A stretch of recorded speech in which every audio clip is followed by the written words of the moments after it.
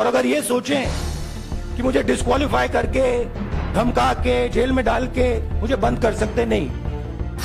नरेंद्र मोदी जी का अदानी के साथ क्या रिश्ता है और 20,000 करोड़ रुपए किसके हैं, मैं पूछता जाऊंगा। मुझे कोई डर नहीं लगता इन लोगों से। मैं हिंदुस्तान के लोकतंत्र के लिए लड़ रहा हूं और मैं हिंदुस्तान के लोकतंत्र के लिए लड़ता रहूंगा। बीजेपी ध्यान को भड़काने की कोशिश करती है, कभी ओबीसी की बात करेगी, कभी विदेश की बात करेगी, कभी कुछ और बात करेगी, कभी डिस्क्वालिफिकेशन की बात करेगी, मगर सवाल यही है 20,000 करोड़ रुपए, $3 billion किसका था? I've been disqualified because the Prime Minister is scared of my next speech.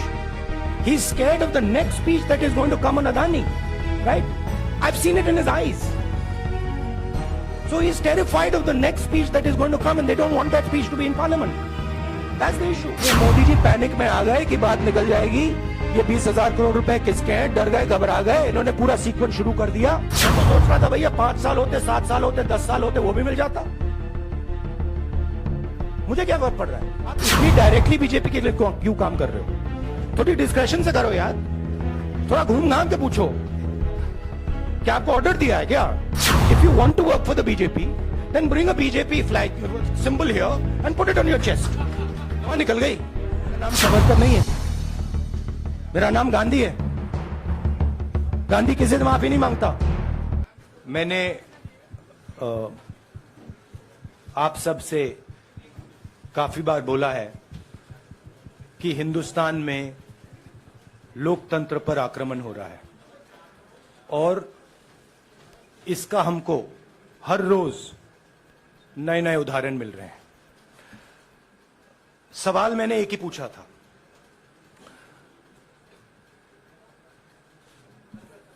Foundation पे जाता हूं, अदानी जी की शेल कंपनीज हैं, अदानी जी की शेल कंपनीज हैं, उसमें 20,000 करोड़ रुपया किसी ने इन्वेस्ट किया। अदानी जी का पैसा नहीं है, अदानी जी का इंफ्रास्ट्रक्चर बिजनेस है, पैसा किसी और का है। सवाल यह है, ये जो 20,000 करोड़ रुपए हैं, ये किसके हैं? यह सवाल मैंने पूछा। मैंने पार्लियामेंट हाउस में प्रूफ देके, जो मीडिया रिपोर्ट से मैंने निकाला, अदानी जी और नरेंद्र मोदी जी के रिश्ते के बारे में डिटेल में बोला। रिश्ता नया नहीं है, रिश्ता पुराना है। जब नरेंद्र मोदी जी गुजरात के सीएम बने थे, तब से रिश्ता है और उसके बहुत सारे पब्लिक प्रूफ्स हैं। हवाई जहाज में मैंने फोटो दिखाई, नरेंद्र मोदी जी बड़े कंफर्ट में बैठे हुए थे अपने दोस्त, अपने मित्र के साथ। पार्लियामेंट में मैंने दिखाई। यह सवाल मैंने पूछा। फिर मेरी स्पीच को एक्सपंज किया गया। मैंने स्पीकर को डिटेल चिट्ठी लिखी, पॉइंट बाय पॉइंट, कि मैंने कहा कि एयरपोर्ट्स अदानी जी को रूल बदल के दिए गए हैं। ये लीजिए रूल की कॉपी जिसको बदला गया है। चिट्ठी लिखी, कोई फर्क नहीं पड़ा। फिर मेरे बारे में मंत्रियों ने पार्लियामेंट में झूठ बोला कि मैंने विदेशी ताकतों से मदद मांगी। मैंने ऐसी कोई बात नहीं की है। मैंने कहा स्पीकर से, मैंने जाके कहा, स्पीकर सर, पार्लियामेंट का नियम है कि अगर किसी मेंबर पर कोई एक्यूजेशन लगाता है तो उस मेंबर को जवाब देने का हक होता है। मैंने एक चिट्ठी लिखी, उस चिट्ठी का जवाब नहीं आया। दूसरी चिट्ठी लिखी, उस चिट्ठी का जवाब नहीं आया। फिर मैं स्पीकर के चेंबर में गया। मैंने स्पीकर सर से कहा, स्पीकर सर, ये कानून है, ये रूल है, इन्होंने झूठा आरोप लगाया है। मुझे आप बोलने क्यों नहीं दे रहे हैं? स्पीकर सर मुस्कुराते हैं, कहते मैं नहीं कर सकता। और फिर उसके बाद आपने सबने देखा क्या हुआ। सवाल पूछना मैं बंद नहीं करूंगा। नरेंद्र मोदी जी का अदानी के साथ क्या रिश्ता है और 20,000 करोड़ रुपए किसके हैं, मैं पूछता जाऊंगा। मुझे कोई डर नहीं लगता इन लोगों से। और अगर ये सोचें कि मुझे डिस्क्वालीफाई करके, धमका के, जेल में डाल के मुझे बंद कर सकते, नहीं, मेरी वो हिस्ट्री नहीं है। मैं हिंदुस्तान के लोकतंत्र के लिए लड़ रहा हूं और मैं हिंदुस्तान के लोकतंत्र के लिए लड़ता रहूंगा। किसी चीज से नहीं डरता हूं, यह सच्चाई है। सर, भारतीय जनता पार्टी ने आप पर ओबीसी समुदाय के अपमान का आरोप लगाया है, इस पर आप क्या जवाब देना चाहेंगे भारतीय जनता पार्टी को? मैं पिछले भारत जोड़ो यात्रा में, आप मेरी कोई भी स्पीच देख लीजिए, मैं वहां कह रहा हूं सब समाज एक हैं, सबको एक साथ चलना चाहिए, भाईचारा होना चाहिए, नफरत नहीं होनी चाहिए, हिंसा नहीं होनी चाहिए। तो मेरी पोजीशन बिल्कुल क्लियर है। ये ओबीसी का मामला नहीं है, ये नरेंद्र मोदी जी और अदानी जी के रिश्ते का मामला है। 20,000 करोड़ रुपए जो अदानी जी को पता नहीं कहां से मिले, उसके बारे में मैं सवाल पूछ रहा हूं और उसका जवाब चाहिए। बीजेपी ध्यान को भड़काने की कोशिश करती है, कभी ओबीसी की बात करेगी, कभी विदेश की बात करेगी, कभी कुछ और बात करेगी, कभी डिस्क्वालिफिकेशन की बात करेगी, मगर सवाल यही है 20,000 करोड़ रुपए, $3 बिलियन किसका था? संजय मिश्रा। और वो अदानी का पैसा नहीं हो सकता। संजय मिश्रा।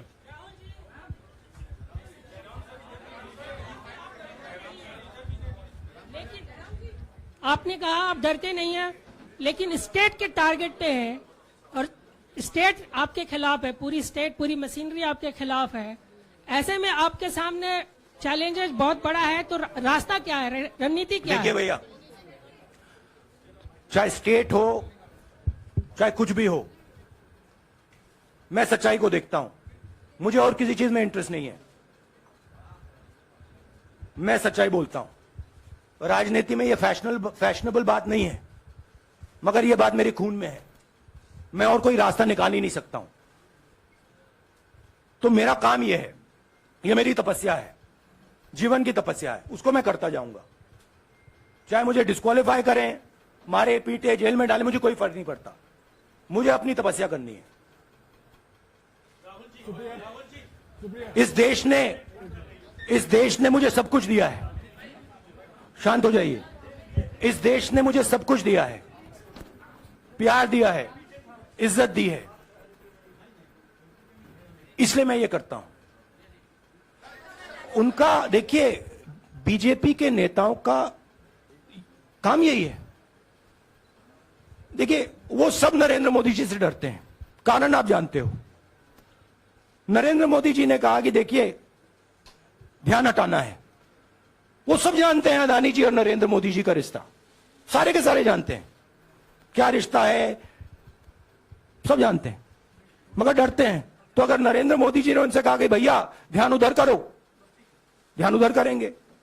मगर सवाल यही है 20,000 करोड़ रुपए किसका है? हाँ, जयनेंद्र। राहुल जी, पूरी कांग्रेस पार्टी, सर पूरी कांग्रेस पार्टी ये कह रही है कि आप चाहे वो गुजरात की कोर्ट ने आपको सजा सुनाई या आपका निलंबन हुआ, ये सब कुछ केंद्र सरकार, प्रधानमंत्री के इशारे पर हो रहा है। लेकिन बीजेपी कह रही है कि कानून ने अपना काम किया है। तो जो ये दलील है कि कानून ने आपको सजा दी है और उसी की वजह से आपका निलंबन भी हुआ है, इस पर आप क्या कहेंगे? देखिए, लीगल मैटर है, पर ये हुआ है। लीगल मैटर है। मैं हिंदुस्तान के लीगल सिस्टम को रिस्पेक्ट करता हूं। मैं लीगल मैटर पे इस प्रेस कॉन्फ्रेंस में बात नहीं करना चाहता हूं। हाँ संजीव, अगर आपके लीगल सवाल होंगे तो आप हमारी लीगल टीम से पूछ लीजिए। Sanjeev. No, look, please understand why I have been disqualified. I've been disqualified because the Prime Minister is scared of my next speech. He's scared of the next speech that is going to come on Adani, right? I've seen it in his eyes. So he's terrified of the next speech that is going to come, and they don't want that speech to be in Parliament. That's the issue. That is why, first the distraction, now the disqualification. Please don't be confused about this matter. जिस बयान को लेकर आपको ये सजा सुनाई गई है, क्या आपको लगता है, आपको अफसोस है उस बयान को लेकर? क्या कहेंगे उस बयान पर अब? देखिए, अब ये लीगल डिस्कशन है, उस पे मैं टिप्पणी नहीं करना चाहता हूं क्योंकि ये कोर्ट में मामला है। मगर मैं जो भी सवाल उठाता हूं वो सोच समझ के उठाता हूं। हाँ जी, नीरज। राहुल जी, अभी कुछ ही दिन पहले लक्षद्वीप के सांसद मोहम्मद फैजल की सदस्यता गई थी और बाद में हाईकोर्ट ने स्टे कर दिया था। अभी उनकी मेंबरशिप रीइंस्टेट नहीं हुई है। देखिए, तो सुन लीजिए। हाँ। राहुल जी सुन लीजिए, अभी उनकी सदस्यता रीइंस्टेट नहीं है, लेकिन चुनाव आयोग ने चुनाव की घोषणा करने के बाद उसे रोक दिया था। अगर ऊपरी अदालत से आपको स्टे मिलता है तो आपको उम्मीद है कि लोकसभा स्पीकर भी आपकी सदस्यता को बहाल कर देंगे? मुझे उम्मीद में कोई इंटरेस्ट ही नहीं है। चाहे मुझे सदस्यता मिले ना मिले, मैं अपना काम करूंगा। अगर ये मुझे परमानेंटली डिस्क्वालीफाई कर दें तो भी मैं अपना काम करूंगा। अगर मुझे रीइंस्टेट कर दें तो भी मैं अपना काम करूंगा। मुझे कोई फर्क नहीं पड़ता मैं पार्लियामेंट के अंदर हूं या बाहर हूं, कहां हूं। मैंने आपसे कहा मुझे अपनी तपस्या करनी है, मैं उसको करके दिखाऊंगा। आपके लिए नहीं, अपने लिए। रवि, एक मिनट रमन। हाँ। एक मिनट रमन। बैठे हैं। हाँ। दोनों मुख्यमंत्रियों का भी अडानी जी से रिश्ता है, उनके साथ लेन देन का मामला, उसका कहा जाए धंधे का मामला है। लेकिन क्या धंधे का मामला, नहीं, क्या बात कर रहे हैं? ये धंधा रोकेंगे ये लोग? जिनके पास जो भी स्टेट का उनके साथ नाता है, जो भी बिजनेस चल रहा है, वो बिजनेस रोका जाएगा क्या? देखिए, सिंपल सी बात है, आप डिस्ट्रैक्ट करने की कोशिश मत कीजिए। 20,000 करोड़ रुपए अदानी जी की शेल कंपनीज में कहां से आए? आप इंक्वायरी कीजिए। अगर बात निकली कि हमारे चीफ मिनिस्टर का पैसा है तो इनको जेल में डाल दीजिए। अगर बात निकली तो किसी और का पैसा है तो उसको जेल में डालिए। हाँ Siddharth. Sir, Rahul sir, please Rahul madam, sir. एक मिनट। मैडम आप लोकतंत्र को समझिए। ये जो पैनिक रिएक्शन इन्होंने किया है नरेंद्र मोदी जी ने, इससे सबसे ज्यादा फायदा मिलेगा विपक्ष को। ये इन्होंने हमें हथियार पकड़ा दिया है। ये आप बात समझिए। ये मोदी जी पैनिक में आ गए कि बात निकल जाएगी, ये 20,000 करोड़ रुपए किसके हैं, डर गए, घबरा गए। इन्होंने पूरा सीक्वेंस शुरू कर दिया। ये विपक्ष को सबसे बड़ा इन्होंने हथियार दिया है। राहुल जी, क्योंकि जनता के माइंड में अब एक सवाल आ गया है कि जनता जानती है कि अदानी जी भ्रष्ट व्यक्ति है। अब जनता के माइंड में यह सवाल उठा है कि इस भ्रष्ट व्यक्ति को हिंदुस्तान का प्रधानमंत्री क्यों बचा रहा है।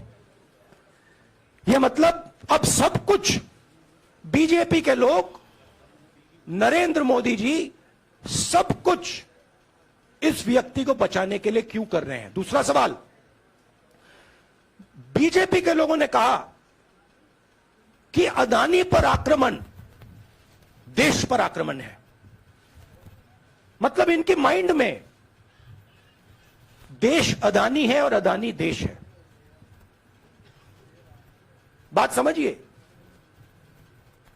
राहुल जी, हाँ सिद्धार्थ। राहुल जी, मेरा सवाल आपसे सिद्धार्थ। ये है कि जब आप ये फैसला सामने आया, आपको मैक्सिमम पनिशमेंट जो है इसमें जो हो सकती है वो आपके लिए मुकर्रर की गई।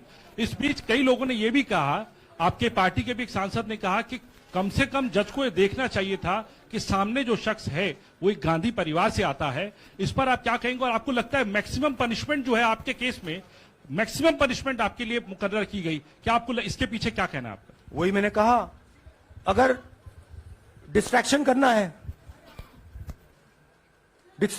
है, मैक्सिमम पनिशमेंट की तो जरूरत है। मिनिमम पनिशमेंट से बात थोड़ी बनेगी। मैं तो सोच रहा था भैया 5 साल होते, 7 साल होते, 10 साल होते, वो भी मिल जाता। मुझे क्या फर्क पड़ रहा है। राहुल जी, जो जजमेंट आया उसको लेकर बीजेपी ने उसको किया है कि आपने ओबीसी का अपमान किया। पूरे देश में प्रेस कॉन्फ्रेंस करने की तैयारी कर रहे हैं कि आपने ओबीसी का अपमान किया था। भैया देखिए, पहला आपका अटेम्प्ट वहां से आया, दूसरा आपका अटेम्प्ट यहां से आया, तीसरा आपका अटेम्प्ट यहां से आया। आप इतनी डायरेक्टली बीजेपी के लिए क्यों काम कर रहे हो? थोड़ी डिस्कशन से करो यार। थोड़ा घूम घाम के पूछो, क्या आपको ऑर्डर दिया है क्या? देखो मुस्कुरा रहे हैं। घूम घाम, मैं आपको उदाहरण देता हूं, आप थोड़ा घूम घाम के निकाल नुकुल के बोलो। देखो ऐसे बोलो पहले, राहुल जी, हाँ, तो please if you want to work for the BJP, then bring a BJP flag symbol here and put it on your chest. Then I'll answer you the same way I answer them. Don't pretend to be a press man. Vikrant, Rahul ji, हवा निकल गई। Rahul ji, BJP के लोग बार बार ये बात कहते हैं कि आपने जब विदेश में जाके भाषण दिया तो उन्होंने कहा माफी मांग लेते। अभी कहा कि कोर्ट में आपसे कहा गया माफी मांग लेते। तो जब ये लोग कहते हैं राहुल गांधी माफी मांग लेते, तो राहुल गांधी क्या सोचते हैं? राहुल गांधी सोचता है मेरा नाम सावरकर नहीं है, मेरा नाम गांधी है।